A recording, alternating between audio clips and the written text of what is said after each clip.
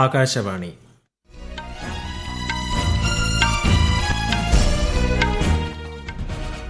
നമസ്കാരം. വാർത്തകൾ വായിക്കുന്നത് ഹരിഷ്ണ.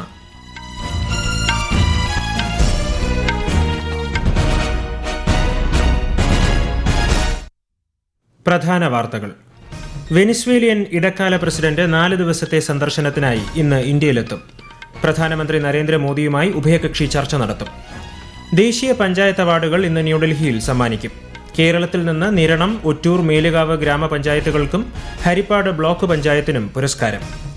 വിവാഹിതരായ പെൺമക്കളെ ആശ്രിത നിയമനത്തിനുള്ള അർഹതയിൽ നിന്ന് ഒഴിവാക്കാൻ കഴിയില്ലെന്ന് സുപ്രീം കോടതി. കർണാടക മുഖ്യമന്ത്രിയായി മുതിർന്ന കോൺഗ്രസ് നേതാവ് DK ശിവകുമാർ ഇന്ന് സത്യപ്രതിജ്ഞ ചെയ്യും. കേരള നിയമസഭയിൽ ഗവർണറുടെ നയപ്രഖ്യാപനത്തിന്മേലുള്ള നന്ദിപ്രമേയ ചർച്ച ഇന്നും തുടരും. സംസ്ഥാന ബജറ്റ് ഈ മാസം 19-ന്. കേരളത്തിൽ ശക്തമായ മഴ തുടരും. ആലപ്പുഴ മുതൽ തൃശൂർ വരെ ഇന്ന് ഓറഞ്ച് ജാഗ്രത. കേരള, കർണാടക, ലക്ഷദ്വീപ് തീരങ്ങളിൽ മത്സ്യബന്ധനത്തിന് വിലക്ക്. വാർത്തകൾ വിശദമായി. വെനിസ്വേലിയൻ ഇടക്കാല പ്രസിഡന്റ് ഡെൽസി റോഡ്രിഗസ് 4 ദിവസത്തെ സന്ദർശനത്തിനായി ഇന്ന് ഇന്ത്യയിലെത്തും. വിദേശകാര്യം, ശാസ്ത്ര സാങ്കേതിക വിദ്യ, ധനകാര്യം എന്നീ വകുപ്പുകളിലെ മന്ത്രിമാർ ഉൾപ്പെടുന്ന ഉന്നതതല പ്രതിനിധി സംഘവും വെനസ്വേല പ്രസിഡന്റിനെ അനുഗമിക്കുന്നുണ്ട്. സന്ദർശനത്തിനിടെ ഡെൽസി റോഡ്രിഗസ് പ്രധാനമന്ത്രി നരേന്ദ്രമോദിയുമായി ഉഭയകക്ഷി ചർച്ചകൾ നടത്തും. വ്യാപാരം, നിക്ഷേപം, ഊർജ്ജം, ആരോഗ്യം, ഔഷധ നിർമ്മാണം എന്നീ മേഖലകളിലെ സഹകരണം ഇരുവരും ചർച്ച ചെയ്യും. ഇന്ത്യക്കാർക്ക് ഇനി ജർമ്മനിയിലൂടെ ട്രാൻസിറ്റ് വിസയില്ലാതെ യാത്ര ചെയ്യാം. ജർമ്മനിയിലെ വിമാനത്താവളങ്ങൾ വഴി യാത്ര ചെയ്യുന്ന ഇന്ത്യക്കാർക്ക് ട്രാൻസിറ്റ് വിസ നിബന്ധന ഒഴിവാക്കിക്കൊണ്ടുള്ള ജർമ്മൻ സർക്കാരിന്റെ തീരുമാനം ഇന്നു മുതൽ പ്രാബല്യത്തിൽ വന്നു. തീരുമാനത്തെ സ്വാഗതം ചെയ്ത വിദേശകാര്യ മന്ത്രാലയം പുതിയ ക്രമീകരണം ഇരു രാജ്യങ്ങളിലെയും ജനങ്ങൾ തമ്മിലുള്ള ബന്ധം കൂടുതൽ ശക്തമാക്കാൻ സഹായിക്കുമെന്നും അറിയിച്ചു. 2025 ദേശീയ പഞ്ചായത്ത് അവാർഡുകൾ കേന്ദ്രമന്ത്രി രാജീവ് രഞ്ജൻ സിംഗ് ഇന്ന് ന്യൂഡൽഹിയിൽ വിതരണം ചെയ്യും. രാജ്യത്തെ 42 മികച്ച പഞ്ചായത്തുകൾക്കാണ് പുരസ്കാരങ്ങൾ സമ്മാനിക്കുക. കേരളത്തിൽ നിന്നുള്ള നിരണം, ഒറ്റൂർ, മേലുകാവ് ഗ്രാമപഞ്ചായത്തുകൾക്കും ഹരിപ്പാട് ബ്ലോക്ക് പഞ്ചായത്തിനും വിവിധ വിഭാഗങ്ങളിൽ പുരസ്കാരം ലഭിച്ചിട്ടുണ്ട്. വിവാഹിതരായ പെൺമക്കളെ ആശ്രിത നിയമനത്തിനുള്ള അർഹതയിൽ നിന്ന് ഒഴിവാക്കാൻ കഴിയില്ലെന്ന് സുപ്രീം കോടതി. കുടുംബത്തിന്റെ നിർവചനത്തിൽ നിന്ന് വിവാഹിതരായ മക്കളെ ഒഴിവാക്കുന്നത് തികച്ചും ഏകപക്ഷീയവും നീതിരഹിതവും ഭരണഘടനാ വിരുദ്ധവുമാണെന്ന് കോടതി നിരീക്ഷിച്ചു. അലഹബാദ് ഹൈക്കോടതിയുടെ ഉത്തരവ് റദ്ദാക്കിക്കൊണ്ടാണ് ഈ സുപ്രധാന വിധി. പ്രധാനമന്ത്രി നരേന്ദ്രമോദിയുടെ നേതൃത്വത്തിലുള്ള കേന്ദ്ര സർക്കാർ കഴിഞ്ഞ 12 വർഷത്തിനിടെ പ്രധാന മേഖലകളിൽ നടത്തിയ പ്രവർത്തനങ്ങളെക്കുറിച്ച് ആകാശവാണി ഒരുക്കുന്ന പ്രത്യേക പരിപാടിയിൽ ഇന്ന് രാജ്യത്തെ മധ്യവർഗ ജനവിഭാഗങ്ങളുടെ ശാക്തീകരണത്തിന് സ്വീകരിച്ച നടപടികളെക്കുറിച്ച് അറിയാം. നികുതി ലഘൂകരണം, ശക്തമായ ബാങ്കിംഗ്, പെൻഷൻ സംവിധാനങ്ങൾ എന്നിവ വഴി മധ്യവർഗത്തിന്റെ സാമ്പത്തിക സുരക്ഷിതത്വം വർദ്ധിപ്പിച്ചതുൾപ്പെടെ നിരവധി ക്ഷേമ പ്രവർത്തനങ്ങളാണ് ഈ കാലയളവിൽ സർക്കാർ നടപ്പിലാക്കിയത്. ഒരു റിപ്പോർട്ട്. പുതിയ നികുതി ഘടന പ്രകാരം വാർഷിക വരുമാനം 12 ലക്ഷം രൂപ വരെയുള്ളവർക്ക് നികുതിയില്ല.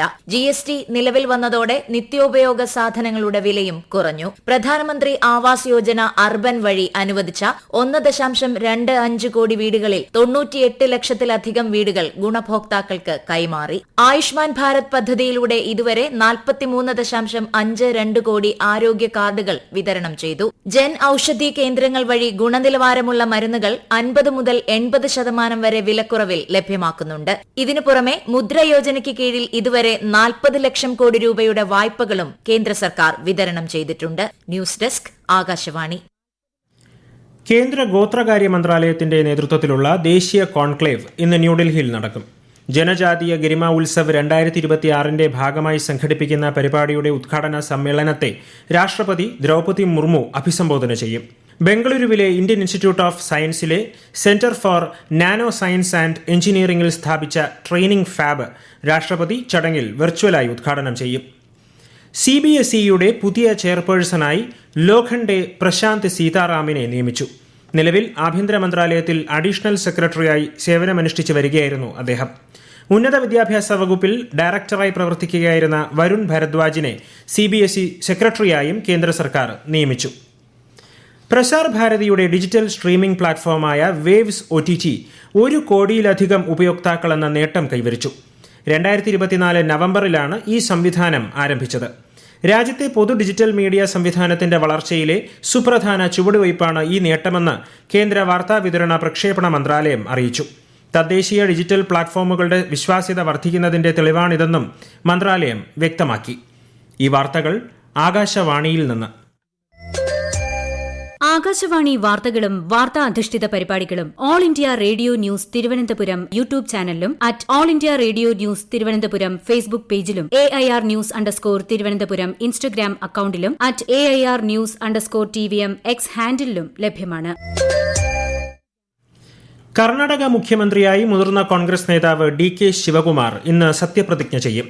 ബംഗളൂരുവിലെ ലോക്ഭവനിൽ വൈകുന്നേരം 4 മണിക്ക് നടക്കുന്ന ചടങ്ങിൽ ഗവർണർ തവർചന്ദ് ഗെഹ്ലോട്ട് സത്യവാചകം ചൊല്ലിക്കൊടുക്കും. സിദ്ധരാമയ്യ മുഖ്യമന്ത്രി സ്ഥാനം രാജിവെച്ചതിനെ തുടർന്നാണ് ഉപമുഖ്യമന്ത്രിയായിരുന്ന DK ശിവകുമാർ ഈ പദവിയിലേക്ക് എത്തുന്നത്. അതേസമയം സിദ്ധരാമയ്യയെ കോൺഗ്രസ് പ്രവർത്തക സമിതി അംഗമായി പാർട്ടി അധ്യക്ഷൻ മല്ലികാർജ്ജുൻ ഖർഗെ നിയമിച്ചു.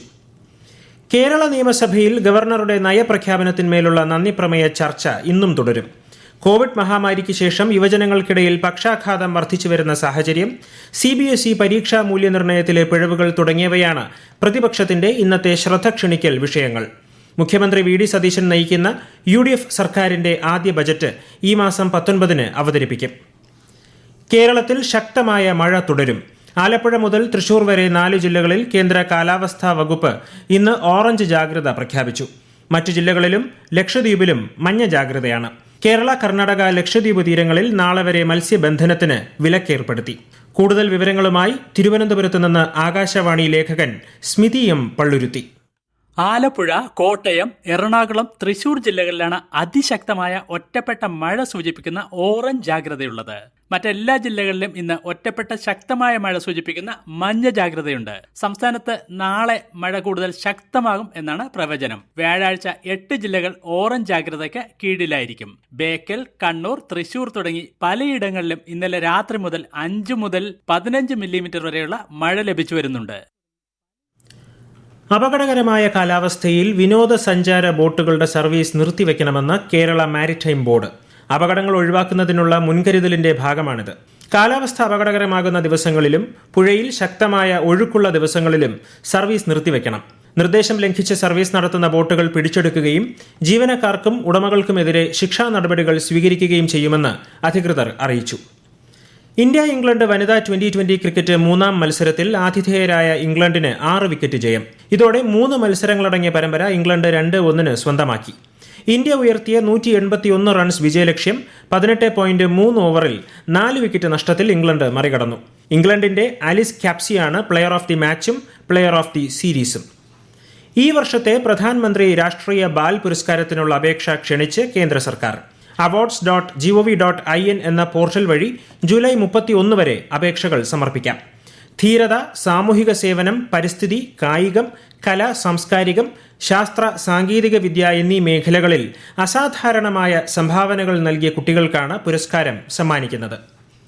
DRDOയും വ്യോമസേനയും ചേർന്ന് തദ്ദേശീയമായി വികസിപ്പിച്ചെടുത്ത രുദ്രം 2 മിസൈലിന്റെ പരീക്ഷണം വിജയകരം. അതീവ സങ്കീർണമായ സാഹചര്യങ്ങളിൽ യുദ്ധവിമാനത്തിൽ നിന്ന് വിക്ഷേപിച്ചായിരുന്നു മിസൈലിന്റെ ശേഷി പരിശോധിച്ചത്. ഈ ചരിത്ര നേട്ടത്തിന് പിന്നിൽ പ്രവർത്തിച്ചവരെ രാജ്യരക്ഷാ മന്ത്രി രാജ്നാഥ് സിംഗ് അഭിനന്ദിച്ചു. ഐക്യരാഷ്ട്രസഭ പൊതുസഭയുടെ 81ാമത് സമ്മേളനത്തിന്റെ പ്രസിഡന്റായി ബംഗ്ലാദേശ് വിദേശകാര്യമന്ത്രി ഖലിലുർ റഹ്മാൻ തിരഞ്ഞെടുക്കപ്പെട്ടു. പൊതുസഭയിൽ നടന്ന വോട്ടെടുപ്പിൽ സൈപ്രസിന്റെ പ്രത്യേക പ്രതിനിധി ആൻഡ്രിയാസ് കഖൌറിസിനെയാണ് അദ്ദേഹം പരാജയപ്പെടുത്തിയത്. ഖലിലുർ റഹ്മാന് 99 വോട്ടുകൾ ലഭിച്ചപ്പോൾ ആൻഡ്രിയാസിന് 91 വോട്ടുകൾ മാത്രമാണ് നേടാനായത്.